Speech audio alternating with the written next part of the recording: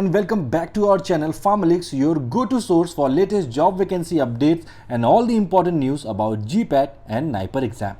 So if you are new here, I am Sudhanshu and I am thrilled to have you join us today.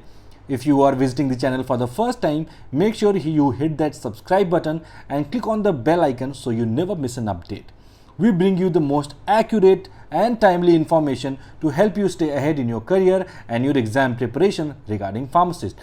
Partial mu agonist and kappa antagonist. So this is very important, one of the very important questions from the opioids or morphine group of drugs. So here partial mu agonist and kappa antagonist, is it nalorphine, buprenorphine, nalbuphine and pentazocine? I want you all to pause the video, think of an answer and then mark it. So the answer is buprenorphine. It is very simple and it is also known as partial or mixed agonist of opioid receptor. Okay, so partial mu agonist and kappa antagonist buprenorphine. It is mentioned on the KDT page number 509 in the classification itself. So as I always mention, you must go through all the classification. So in table 34.3 also you can see buprenorphine. For mu it is agonist and for kappa it is antagonist. So it is going to be a mixed or partial kind of thing. Okay, and then you can also see, refer this table 34.2 where you have mu, kappa and delta and their separate actions, and this is also a table where maximum of questions in the previous year has been asked, which you can refer on page 508 in the KDT. The next question is, all of the following prostanoid produces bronchoconstriction except.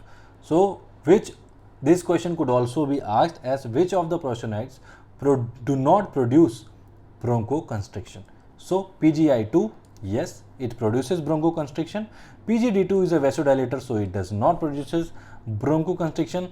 PGF2 alpha, no, it doesn't produce bronchoconstriction, and thromboxane A2 is a constrictor, so it does produces bronchoconstriction. So bronchoconstriction, if you don't know, so constriction of the bronchioles.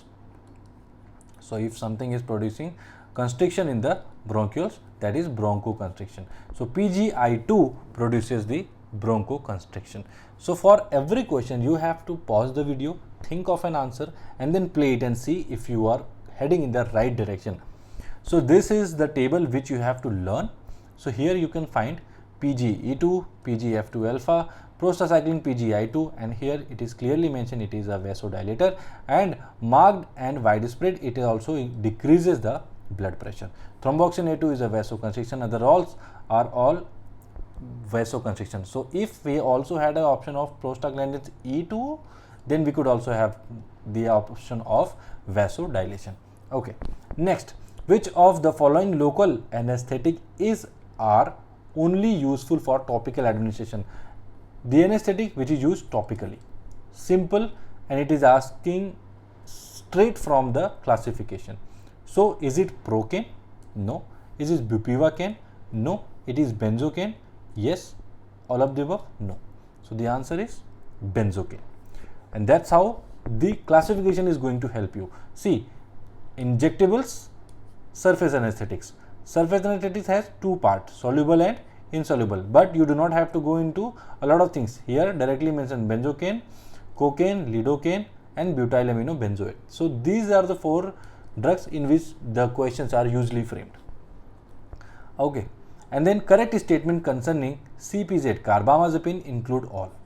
So these are the action of carbamazepine except one.